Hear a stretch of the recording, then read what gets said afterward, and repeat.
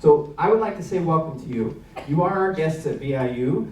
We are a learning community that's very open. We're very international and oriented to lots of different kinds of people and cultures.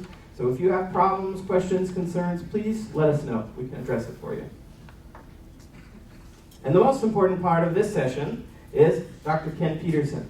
Dr. Ken Peterson is going to be talking to us a little bit about the classroom in the age of networked learning. So if we can go ahead and welcome Dr. Ken Peterson. I'll turn it over to Ken. Can I get the remote from you? Thank you. Good morning, and are all of my mics on? I think so. And could you bring up just Internet Explorer? There's a Prezi that's open in that. Good morning, and it's very nice to be with you this morning. And I will welcome questions throughout, because I'm going to be talking about technology as someone who is a lifelong language student, a language teacher, but for the past 20 or so years has been involved with building applications and really working, getting the grease under my fingernails with technology. And one of the things that is very clear to anybody who works very closely with technology is that it's changing and it's evolving. And so I'm going to be talking a lot today about how whether we're a teacher, whether we're a researcher, whether we're somebody who actually is a call developer or an instructional designer, curriculum developer, what do we do in the face of this explosion of technology? And how do we interpret that? And how do we make it impact our daily lives? And how do we expect it to impact our lives and our classrooms as we move forward into the future? There it is. Good. So, coming up with a title for this, it's always a little dubious, trying to come up with terms that aren't too sort of catchphrasey, buzzwordy, because the industry's full of them. But I think networked learning captures something that I see a lot of different technologies sort of coming together and conspiring to create really something that's different. For a long time, computer-assisted language learning has been around since the early 1970s. And with great expectations, people look at computers and they say, oh, we can do all this stuff with computers. It's going to revolutionize the way that we teach language. And here we are 40, 45 years later. Is it that many? Yeah, it's really that long. And how much has changed? And how much do we understand how much has changed? And how much is going to change? And what is the rate of change? Because it really seems like it gets faster all the time. And does it really? In fact, it does. And I'm going to talk a little bit about that rate and sort of how that plays out in terms of the curve of technological development and how sort of change in practice follows on after that. I'm going to try my hand at this clicker. There we go. So networked learning, it's been around since, the concept's been around since Illich coined the term in 1971, which at the time, we're talking telephones and faxes and the extent to which people can be networked and people can be networked to information, to authentic content in the language classroom, was vastly different than the playing field today. And so the basic underpinning of this is that teachers and students, no matter where they are able to communicate and share information and thus collaborate and within a network of their peers. And so what we're going to be looking at today is some very specific technologies as well that impact the language classroom in particular, right? Because technology for technology's sake doesn't really, that's not what teaching is, right? Teaching still is fundamentally the same endeavor, right? When we get in with our students, the needs of the learner are the same, but how we can address those needs is very different.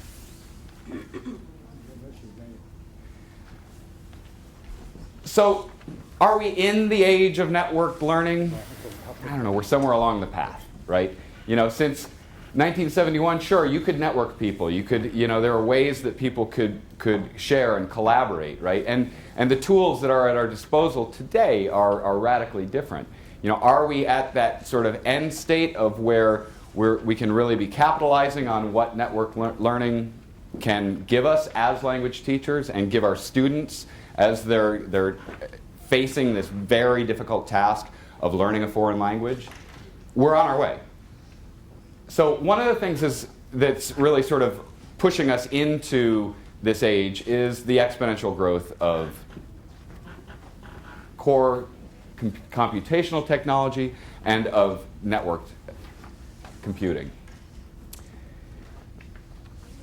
Also, the proliferation of network devices and the variety of devices, right? So back when CALL was first conceptualized, you know, we suddenly had access to PCs, right? And we could put students in a computer lab, and we could take them in there and have them do these experimental things and say, you know, bear with us. We're gonna put you down at a computer, and we're gonna let you engage in language learning through these new, radically innovative devices. And now the kids are walking around with 100 times the computational power sitting in their pockets, soon to be on their wrists, wearing them on their faces, right? And I'm not going to get too deep into wearables, don't worry. But I do want to sort of address that at a certain point. The social network. The ability for students to communicate with each other regardless of time or place, right? This is not something that we need to foist upon our students. This is something that happens, and it's going on, and it's shaping students' identities. It's how they express themselves. I use the word gamification here. I don't mean we use video games to teach language. I mean there are certain elements of gaming, right? That clearly defined linear path where you can level up and you can share your progress with your peers and grow your network of peers and have followers and be liked and all these things that are status symbols now, right? They can and are being used within education as a really powerful motivational device. Not to get too technical on you, but web service APIs, mashups, and open educational resources, right? So for a long time, people have been developing software to assist with language learning, right?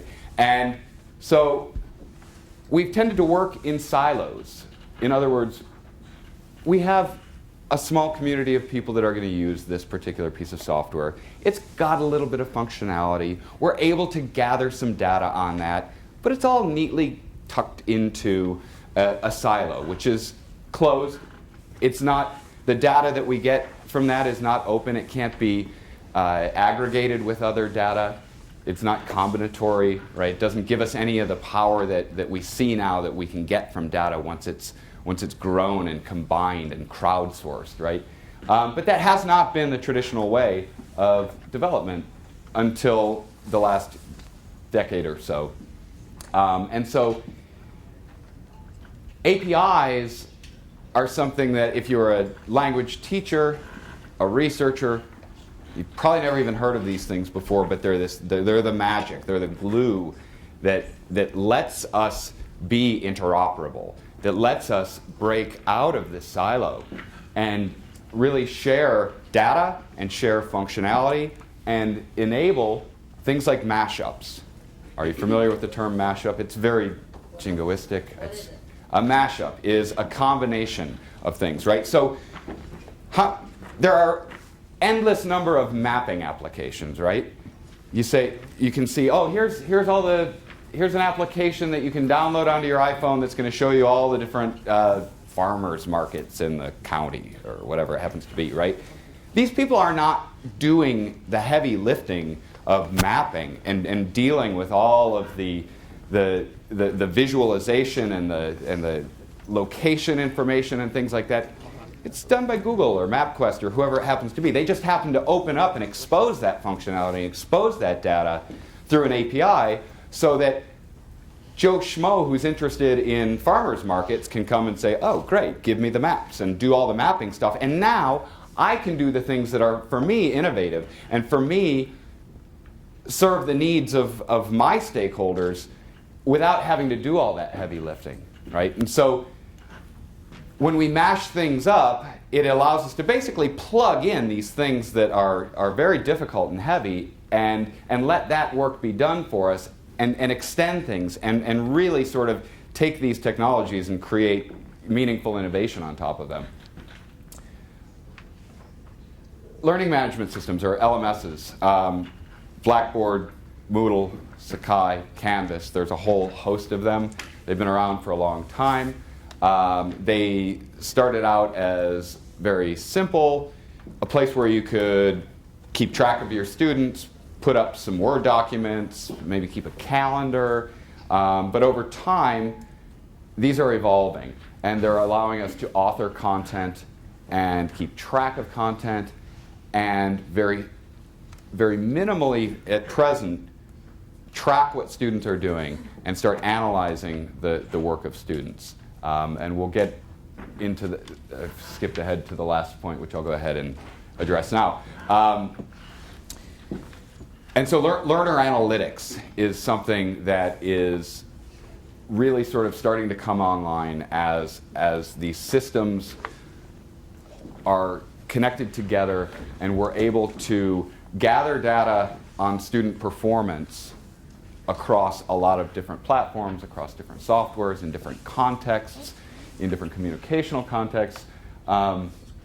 And one of the contexts that's very recently come along is the MOOC, which again, this is a very polarizing term here, the massive open online course. Has everybody heard of a MOOC?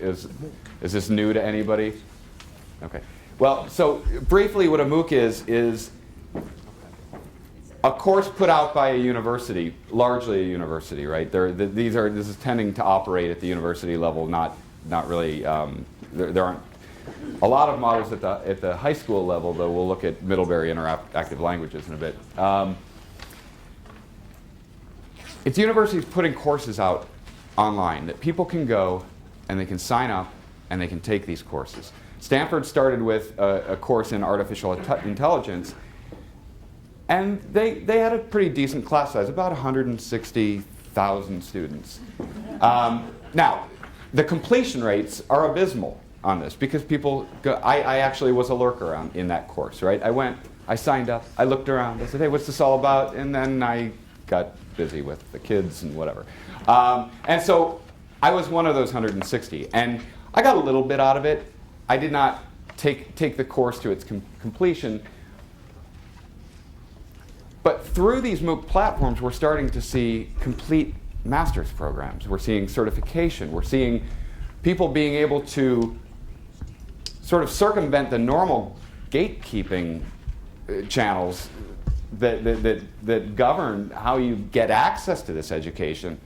And they're able to get this knowledge and be able to demonstrate that through certification, which will cost money. I mean, generally the MOOC model is it's free. If you want to be certified, you're going to pay for it, right? But it's nothing compared to traditional tuition fees. Okay. All right. So exponential growth, right? What is it and what does it mean, right? Exponential growth versus linear or cubic or quadratic growth is there is a doubling.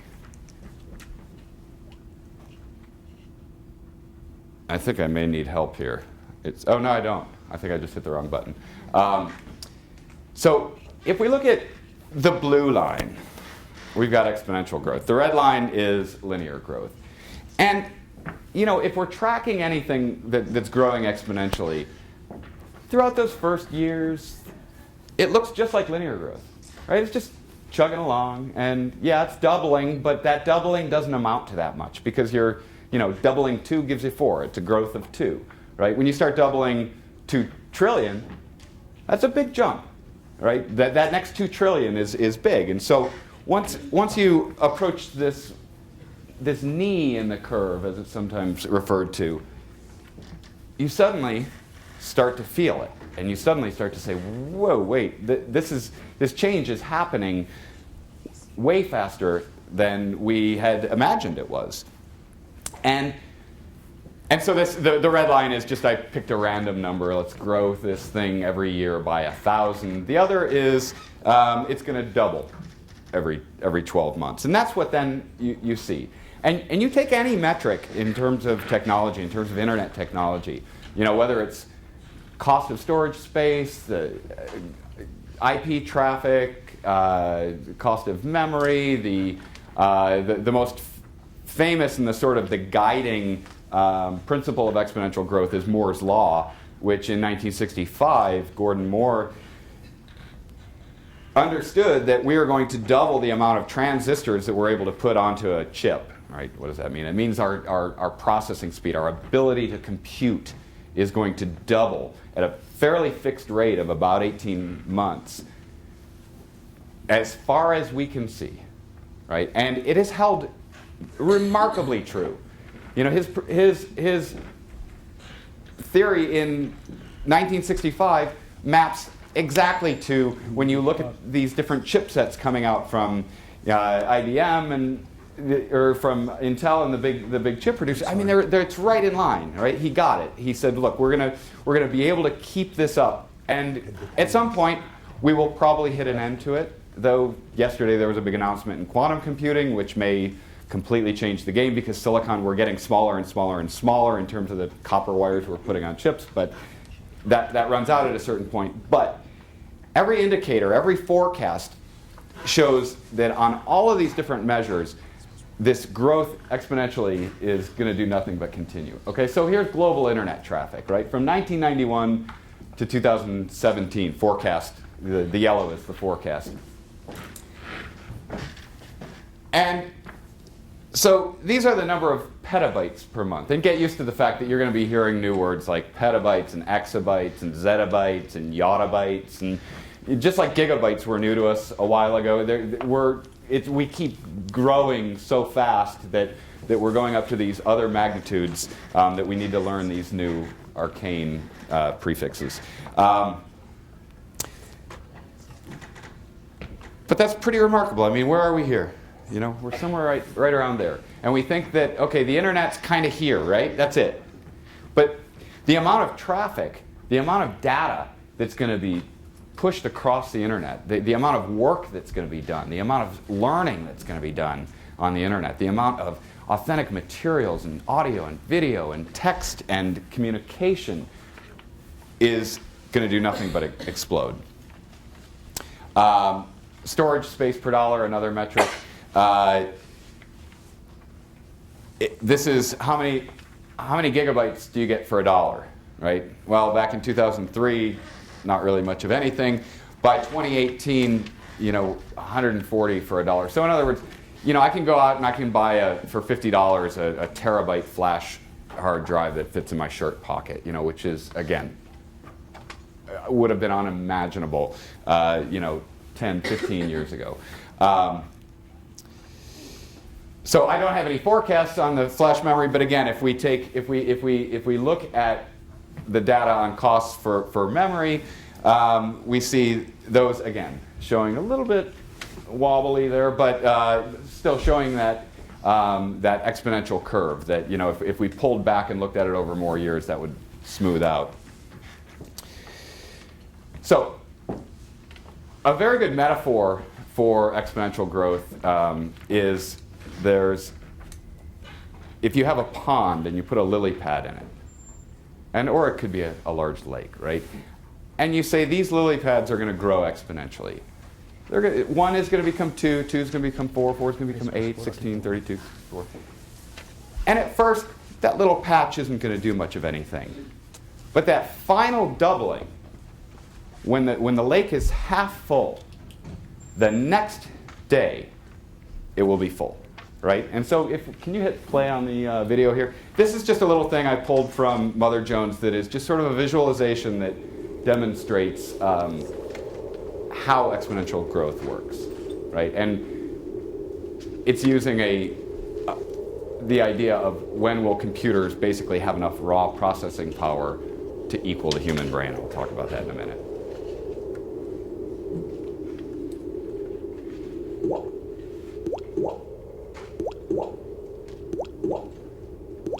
Not much happening in the lake.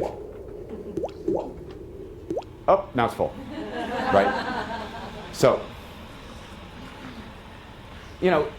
if we look at this in 2012, and again, I should qualify that, the idea of saying a computer is going to equal the human brain, it's a very dubious thing, right? Brains work, they're very complex, so lots of parallel processing. But this is sort of a standard metric that people refer to, is when we're able to get enough calculations per second that rival the aggregate number of calculations that a human brain can do. So 2012, not much happening. 2018, we start to see a little bit coming on there. 2024, that's getting up there.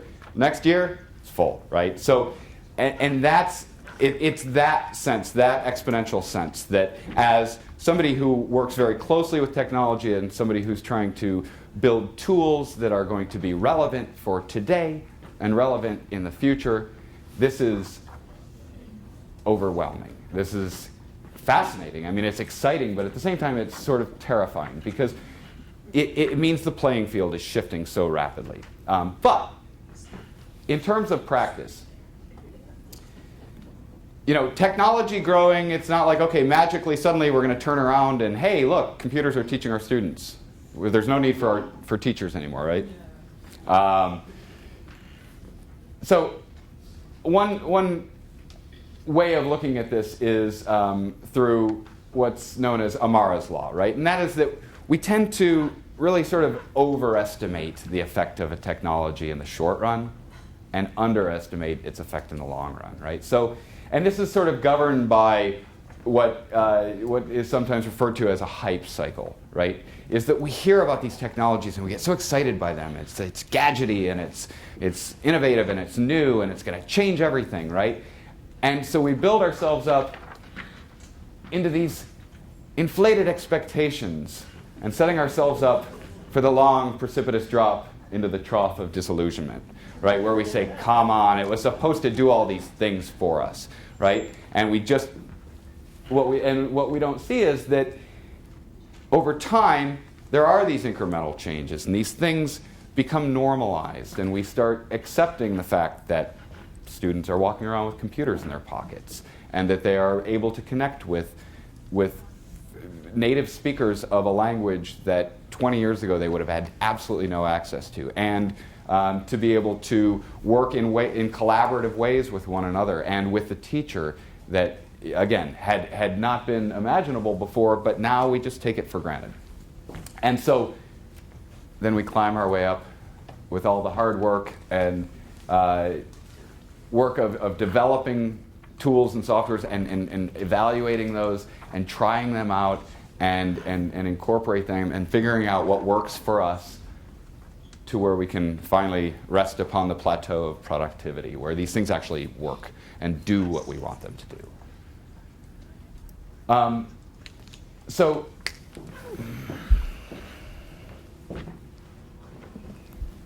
that background really doesn't show up on there. So there is a hype cycle behind here. You just can't, I've sort of faded it out, but I faded it so much that you can't even see it, right? But you can, imagine that curve here. And so this is sort of, I've faded the back out because there's a couple of hundred different sort of technologies that are charted on this. This is a 2013 chart of some hype cycles.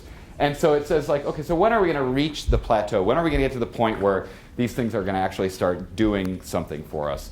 And what I've done is I've just kind of kept a couple that are at least interesting, if not directly relevant to language teaching. The quantified self, again, it's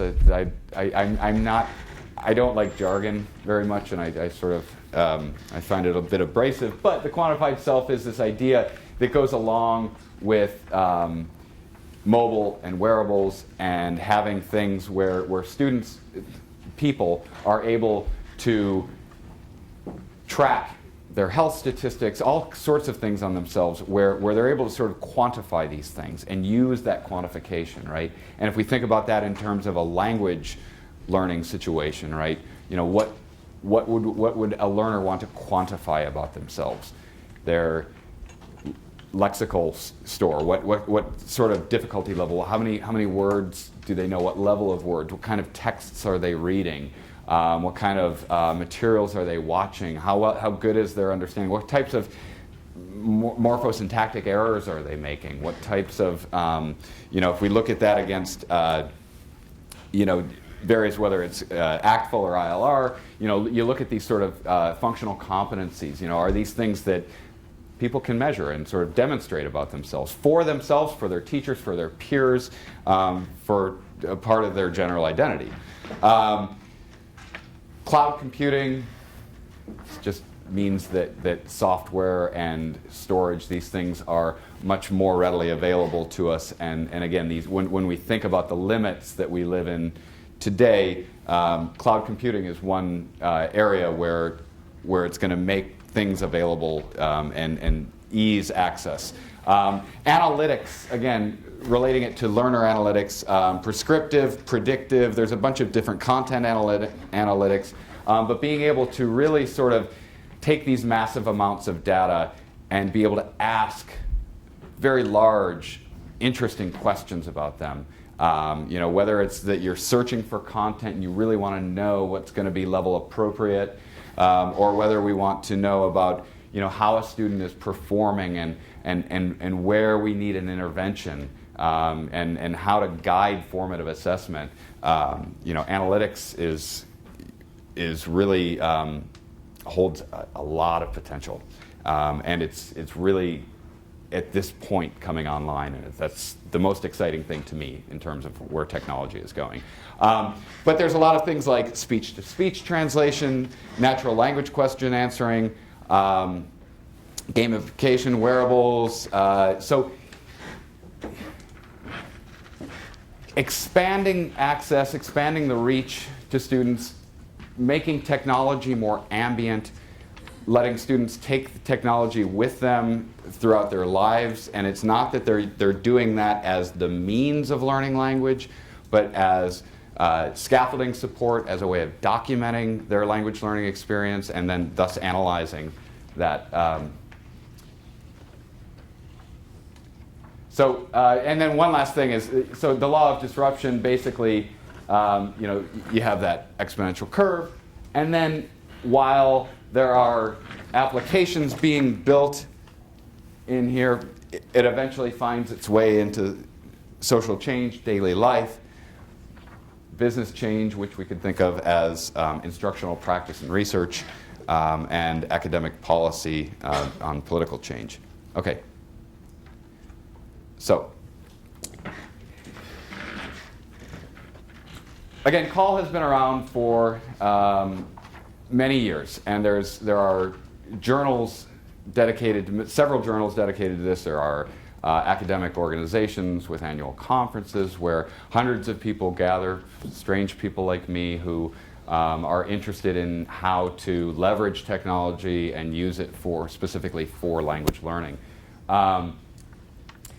I'm not going to go through the research in any detail, but what I do want to do is, as a way of kind of contextualizing where are we now with CALL. Again, CALL is computer-assisted language learning. In 2003, Stephen Bax wrote a very prescient piece on technology and looked at where CALL was back in 2003 and sort of where it had come from and then where it was going. And he basically looked into the future and saw that we were heading towards what he called integrated CALL, where technology ends up becoming so normal to us, becomes such a part of daily life, that if we can skip to the last quote here, which is actually I love this quote because it represents an understanding that CALL practitioners like myself should be aiming at their own extinction, right? That it shouldn't be this esoteric field. It shouldn't be this thing that requires that requires all of this validation. It should be like a pen or paper, right? We don't have pencil-assisted learning. We don't have notebook assistant. These are just tools. They're things that we take for granted. They disappear into the practice of teaching, right? And they don't stand as this, well, there's teaching and there's SLA research, and then there's this call stuff, right? This sort of experimental, highly innovative stuff that, may work, may not, but rather, as in general, call sort of finds its way towards that plateau of productivity, and these things become normalized into the daily lives of students, into daily classroom life, and impact the nature of the classroom, the way that content, not just in language, but in particular in language, the way that content is presented to students and the way that they interact with that and the way that they're able to sort of document that and assess their performance, is going to become more and more reliant on technology. So for Bax, he says normalization is when, again, that technology sort of becomes invisible, hardly recognizable. And it reaches this state when it's used every day and it's an integral part of every lesson. Again, are we there? We're working our ways. We're somewhere, depending on how you look at technology, we're not quite there, right? And it is working its way towards there. And again, as the pace of growth increases, we can expect that this moving towards this integrated state of call is going to be quickened. So again, 2003. This is predates a lot of what we assume as a fundamental part of technology. Here he is looking to the future, saying this is where it's going to go. This is where we're going to see integrated call. It's going to be through computer-mediated communication, right? Chat, instant messaging, email. That's essentially, in 2003, that's exactly what computer-mediated communication was. WP? I'm not quite sure. He doesn't say what WP is. I think it's word processing. Email. And if you look, he's talking about the physical position of the computer, right? Already that sounds kind of anachronistic, right? Because it assumes there's a big CPU and a monitor and a keyboard and a mouse, and that's the computer, right? And so that physical computer, it's like it went from being isolated to a computer lab to staying, and then perhaps one day in every classroom, we'll put these big machines or on every desk or even in every bag, right? So there's this sense of, okay, things are, he was probably thinking more of a laptop at that point, right? But now in every pocket, on every learner at some point. And over into the type of task, right? This is pre-social and it's in the primordial days of multimedia, right? Back at this point, it was, real audio, real video, and you'd sit there while the thing buffered on your dial-up connection. And in those days, we would have not imagined that internet-delivered video is going to soon replace the video store and cable television. I mean, it's hard to believe that a technology could be so disruptive as to take down these industries, right? Hang on, I just wanted one more point on here. So in terms of the role of the teacher goes from being more of a monitor to a manager, engaging with the student, helping them select content, guiding that formative assessment, helping to interpret what technology tells a learner about their strengths and their weaknesses and their needs, and addressing those by helping them find appropriate activities and content to work with. There's these sort of swap from interacting with the computer, right,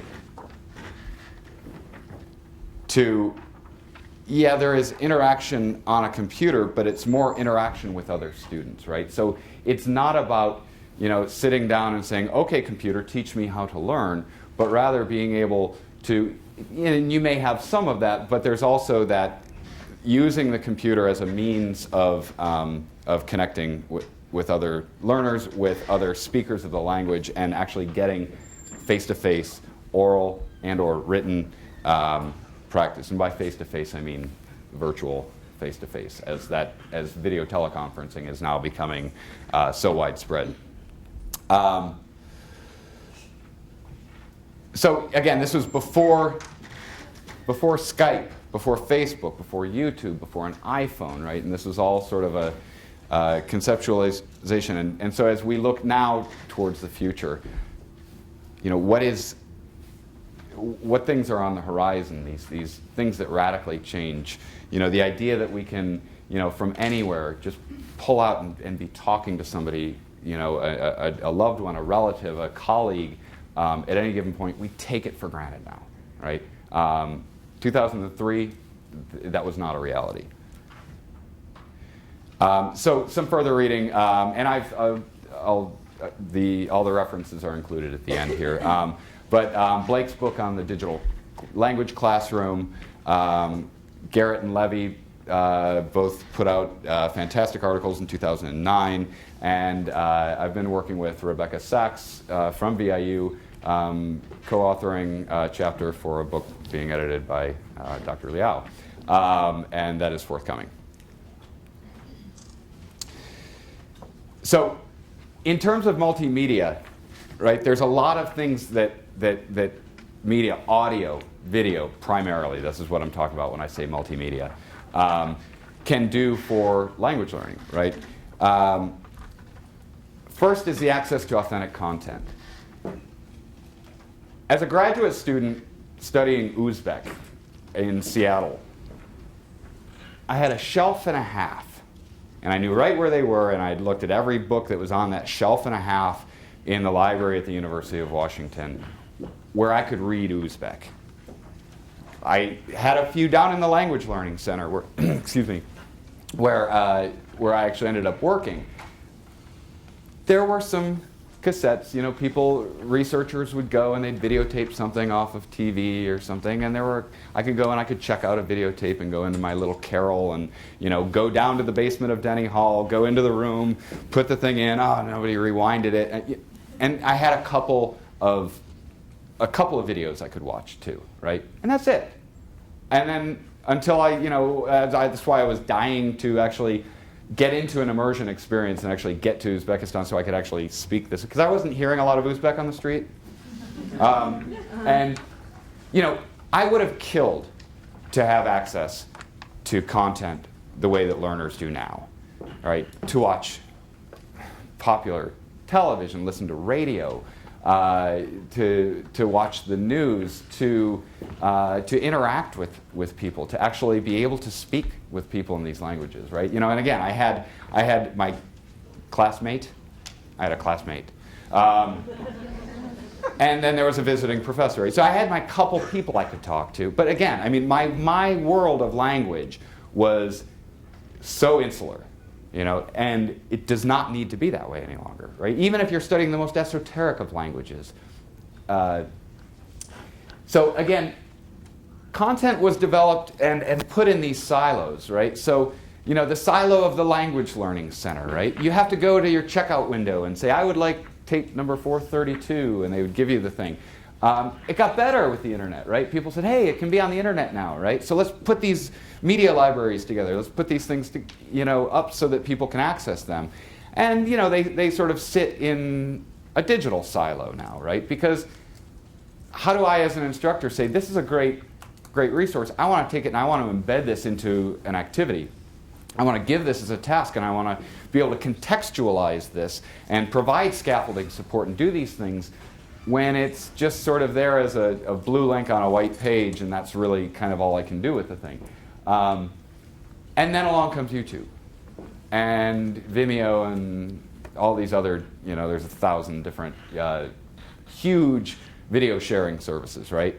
And so we go from the overly restrictive, tightly contained silo to just a sea of, there's no way of really sort of, as a language teacher trying to select materials for a student, or as a student trying to find level appropriate things that are going to really sort of be most effective and most appropriate for me at this point in my learning path. You know, I can dig and I can find, if I'm good at doing that research, I can sift through this and eventually find the things that I need, right?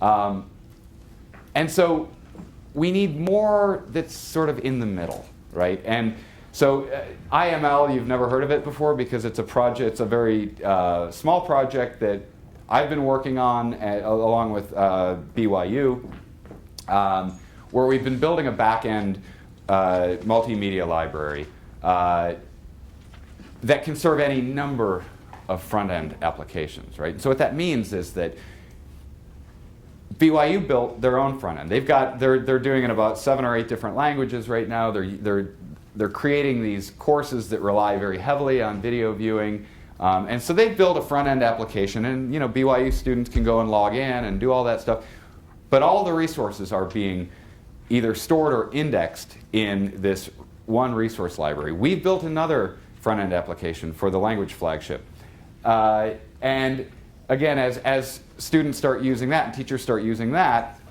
and they contribute that content, they're going to be able to find the things that BYU's put in there. And as we start going and we're actively looking to sort of siphon things out of all these silos and say, look, let's take these from being these kind of static links that you need to know where to find them and how to get all the way, drill down all the way in to get at these things. And let's make these things discoverable. And let's make these things, explain these resources in a way that makes sense to us as teachers, that makes sense to learners.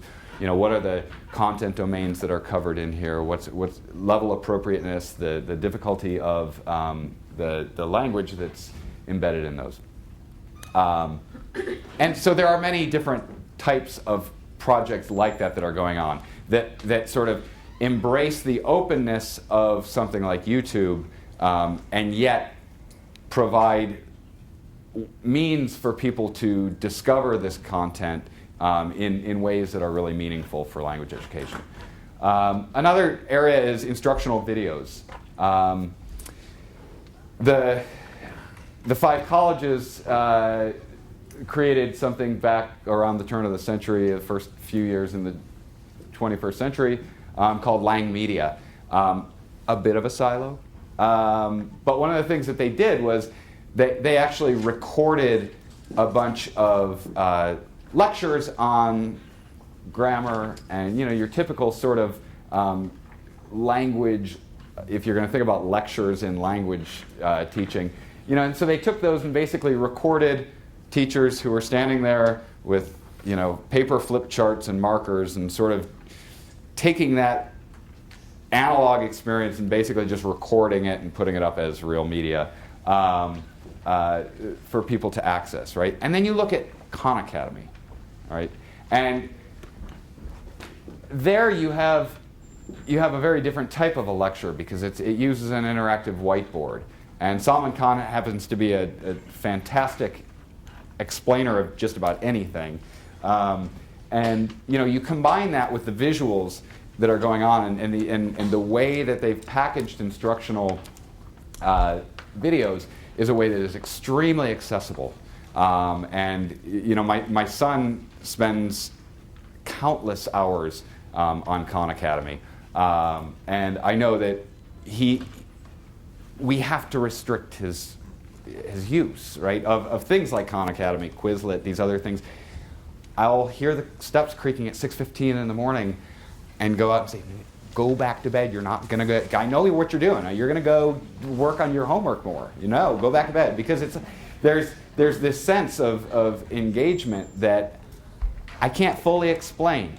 I mean, I'm not a digital native myself. I mean, I received my first email when I was 27 years old. And I couldn't believe I didn't have to pay for it. It took me a really long time to figure out that I didn't have to pay for either receiving or sending. It blew my mind. So I can't really quite explain, what exactly that motivation is, but boy, I see it.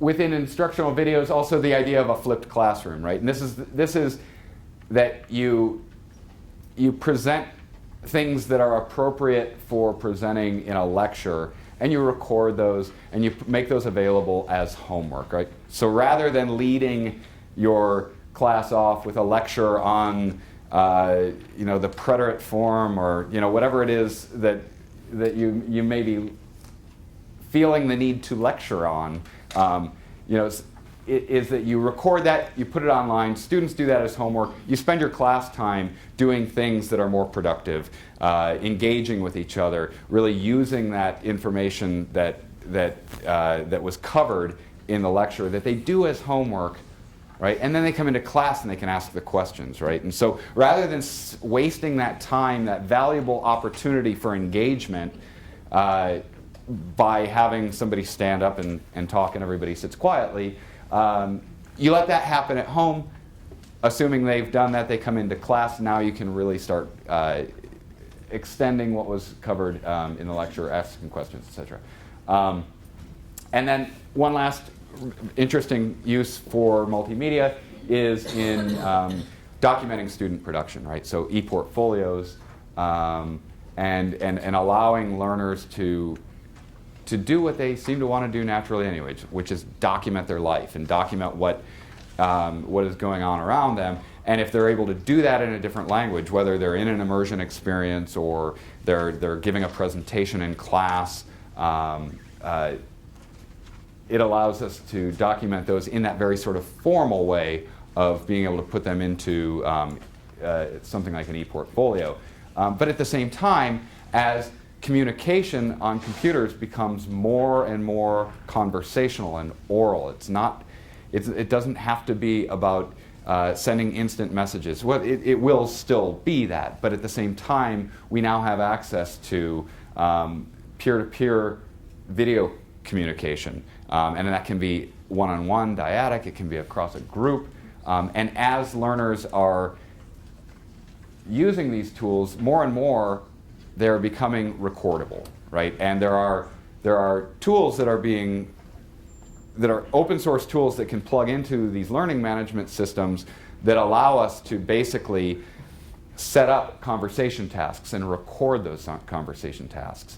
And over time, as natural language processing tools get better, those will then become transcribable, automatically transcribable, creating learner corpora, right? Being able to not just document it so that you can show anybody, and most of this stuff nobody would ever see, right? And who's going to watch learners, trying to, learn their language, right? But rather, if we're able to record and transcribe that, it creates this resource. And to be able to do analysis on that, right? To be able to look at the types, the types of words that are being used, the frequency level of the words, the complexity of the language that they're using, the types of errors that they're making, right? And being able to mine that and parse through that and produce relevant formative assessment, advice on where they should be working has huge potential. Okay, I realize Kevin, can I go a little over since we started a little late? 5 minutes. Okay, so we're gonna start hitting the knee of the curve of my rate of going through these. Okay, so when we look at social networking, we've discussed it a little bit. It's very prevalent. It's not something that we need to introduce to the students. It's not this sort of radical new thing. It's just becoming a part of their daily life. And so the question is more, how do we sort of tap into that? The fact that students are able to communicate with each other, with speakers of the language, in ways that is productive, has pedagogical value, that we can contextualize it in meaningful tasks, and be able to sort of analyze and look at the type of language that's being produced in that. Again, CMC, computer-mediated communication, has in the research has been thought of mostly as a text-based endeavor, right? And that is changing so quickly that it's, you do actually have this face-to-face, even though it's not in 3 dimensions. It is still oral conversation that is so much more similar to a face-to-face conversation than this sort of disjointed synchronous communication where you're texting or chatting with one another and you're overlapping, and the turn-taking sequences are all out of whack, and so we can actually do real conversation now through technology. And so when I say gamification, again, we're not talking about video games, but rather using some of these game-like elements, right? Having clearly defined goals. These are the things you need to do to complete this task, and when you do that, you're going to get this many points. And when you get those many points, after you get this many points, you get this badge. And then after that, you get to level up, and it's going to go, bing, congratulations. Would you like to share this with your friends? Of course I want to share this with my friends, right? And that's why my son's sneaking downstairs at 6:15 in the morning, because he knows that other kid is at the top of the class rank on the Quizlet homework, and he's going to get down there and he's going to boost his rank up so he can walk into class saying, I'm the best, right? So this is Quizlet. This is my son's the polar bear. So I just took a screenshot of. So these are the kinds of things they see, right? They've been given a homework assignment. Here's your classmates, right? That's not their real names, except I think the only person who put his real name is my son. Otherwise, you got Purple Durple, and so you can see here that on any assignment that they're given this opportunity to achieve this thing, to get the best rank and let other people know about it, right, on a daily basis. And it is so motivating that we actually have to, you never thought you'd have to restrict your kid from doing homework, but it's our reality. So very quickly, mobile and the proliferation of these devices, these very powerful devices that are walking around in most every pocket, not every, but so if you just look at, I don't know if you remember the old iMac, the old fishbowl. Compare that with an iPhone today, right? It's 1,000 times less space, right, in terms of sheer volume of the thing, right? 140 times lighter, 14 times faster, 8 times more memory, twice the storage, quarter of the price. It's in your pocket. You've got, I'm going to skip to this one. Can't see all that. It's got everything. This is a 1991 Radio Shack ad, right? And this is from an article that I found on Huffington Post. The title of the article is, "Everything from this 1991 Radio Shack ad you can now do with your phone," right? You got a video camera, you've got a voice answering machine, you've got an actual camera, you've got speakers, a computer, a Walkman, an alarm clock, all on your phone, right? And it's about $3,500 worth of merchandise in 1991 prices, right? It's on your phone. That and more and more and more. And so looking at this proliferation of devices, right? So, in 2004 we were talking, this is right after Bax was sort of conceptualizing the integrated call, it was all about the personal computer, right? Both desktop and laptop, right? And then suddenly along comes actual handheld computing, right? And these smartphones and tablets and smart TVs don't have such an impact, but also wearable devices. So, I don't know if you can see that or not. So, wearable devices, right? So we've read about Google Glass. Think it's the best thing ever. Think it's a terrible idea.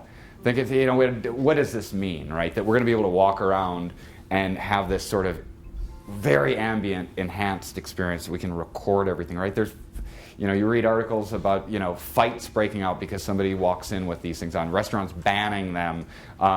There's a very visceral reaction, both very positive and very negative to this type of device, but it's not going to go away, right? Right now, you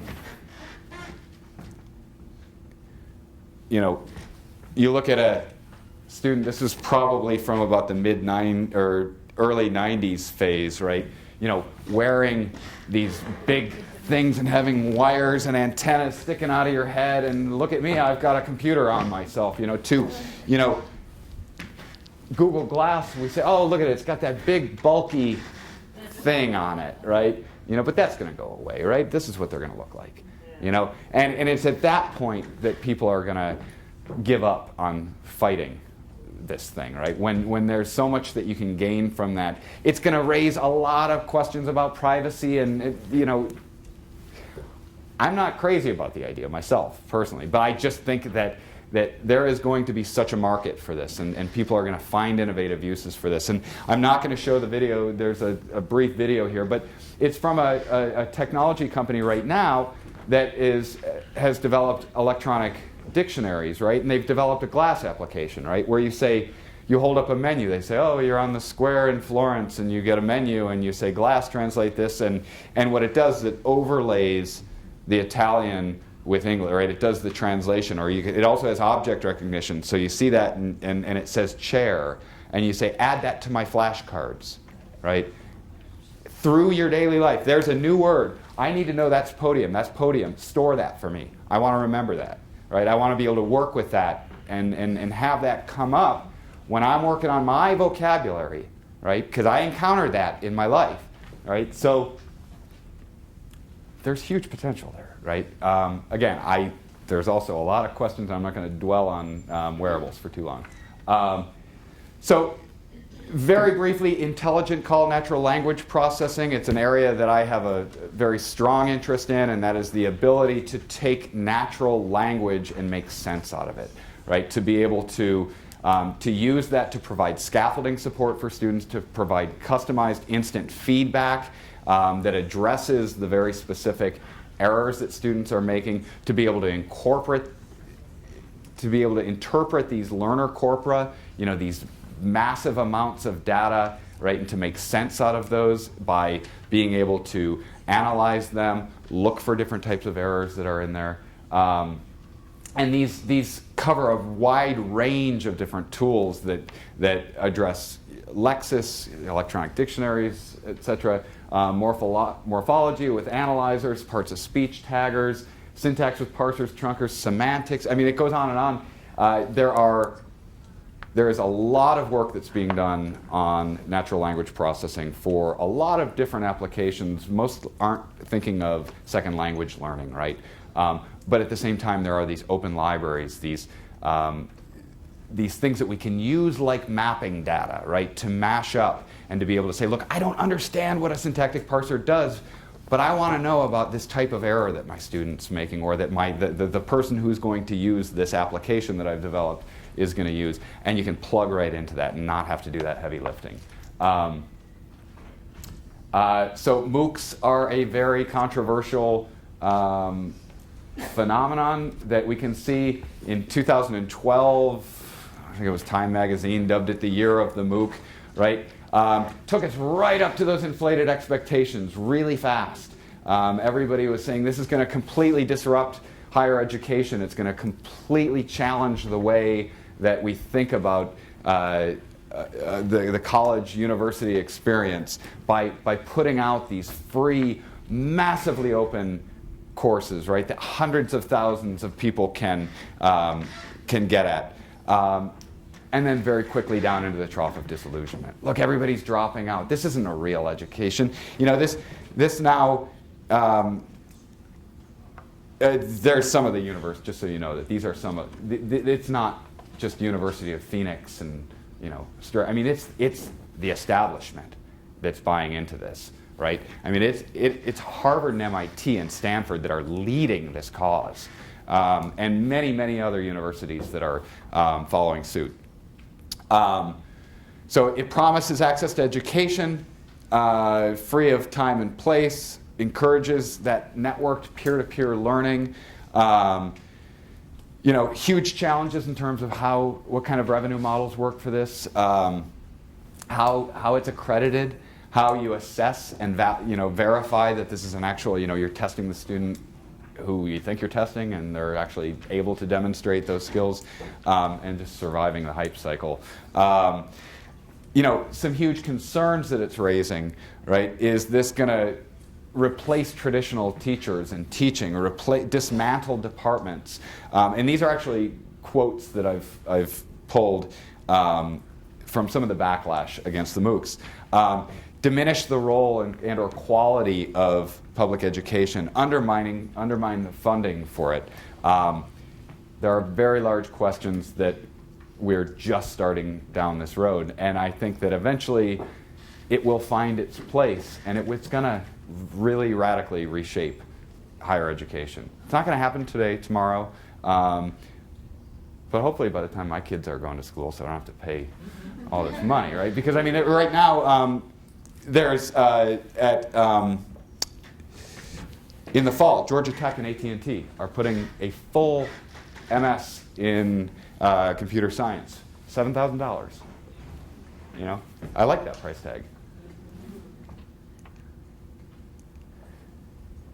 And then just very quickly, Middlebury Interactive Languages. If you're not familiar with that, Middlebury, long-time established leader in language education, is moving forward with a software company called K12 to put together a range of solutions across a lot of different languages that can be plugged into a brick and mortar classroom with sort of taking the Middlebury concept and the Middlebury language program and being able to embed that into an existing program, or opening that up to not self-instructed learners, but independent learners who are not enrolled in a traditional language classroom, and be able to give them access to that Middlebury language experience. Big data I don't have time for. It's big. It changes things, right? When we connect all this stuff, we suddenly find ourselves with this just oceans of data, right? And so across all sorts of industries and within education, we're looking at how we make sense of all this data, and the logical outcome of that is learner analytics, right? And so I just very quickly am going to show you Khan Academy, I think, is doing some exemplary work with analytics, right? So this again is my son. This is his world of math. These are the different tasks and criteria that he's working towards, and we can see the density of the color indicates his level of mastery. He can click through those things to get back at those activities. They say, up next for you, based on what you need. Here's your activities. Keep working on your activity stream, and we're going to get you to mastery of these different things. You can see the type of activities that he's been doing. And again, these are drillable. You can they're not just static images. They're interactive. You can go through and you can get it back to the content, right? So if we're thinking of, and this is for math, they don't have language learning, right? I haven't seen anything like this for language learning. We need this for language learning, right? We need to be able to have these broadly recognized ontologies for what do we care about? What do we want to track? What, as a language teacher, what would I want to be able to see in terms of looking at my student performance? Is it lexis? Is it morphosyntax? Is it just errors? Is it their... We can go in a lot of different directions with it, right? So again, here's more of his progress report, the different types of activities he's worked on. And the thing is that these analytics are now being set up so that they can be plugged right into learning management systems and following standards, so that we can take analytics as they exist now, which look a lot at like sort of, oh, you clicked on this, you did that. They're very simple tasks to, you made another gender agreement error, right? And being able to, whatever application you happen to have chosen as a learner or as a teacher for your students to learn, if underlyingly it follows these conventions, it can be aggregating that data so that we're collecting all of these experiences and being able to put them together, analyze them, and provide those learning paths for the students. So there's a couple of competing models that are out there right now, but they're brand new, and they're pushing deep into domain-specific articulation for being able to look at those points of analytics that really matter to a particular field. So there's a lot of stakeholders in terms of technology, and to just sort of wrap up here, I'm going to leave you with this, because I think I've gone over my time. That this is just very roughly a conceptual framework of where we sort of need to go. And this was actually, I found this from in the biomedical field. They're working towards developing knowledge networks and information commons, right? So that they can bring things like disease prevention and control, and their concerns are about doctors and patients and researchers, whereas we're looking at teachers and learners and researchers. And but at the core, you have these stakeholders interacting and contributing to this shared set of information, right? Which can include lessons and learning objects and assessments and natural language processing resources, electronic dictionaries, et cetera, and all of this data, this analytical data, these learner corpora that live at the heart of this. And so for both instruction and research, when we start talking about aggregating and combining this data and being able to use it more ambiently, more seamlessly across these different experiences, where it's not a student going in and sitting at a computer lab anymore. They're taking it with them through their lives and being able to sort of document their actual language use. We start getting some traction with all this. So that's where I'm going to leave it. Thank you. Do we have time for questions? Well, we don't have time for Okay. questions now. Okay. But if you would make yourself I'm sure there are no available throughout the questions. day. Yeah. Yeah. So if you have any questions, you know this guy. You can just hunt him down and ask some questions. And lunchtime is probably a really good time to try to get this guy. We will have a good amount of time for lunch. I definitely want to say thank you to Ken. He gave us some food for thought. So let's say thank you again. Very nice. So we have some ushers who will be taking us over to the next buildings that you're going to go to. Hopefully you've had a chance to look and see where you're planning on going. We have the two buildings, Commonwealth and Pender. So let's go ahead and head on to our next stop. Oh, thanks. Thanks. Good. Thanks. 10.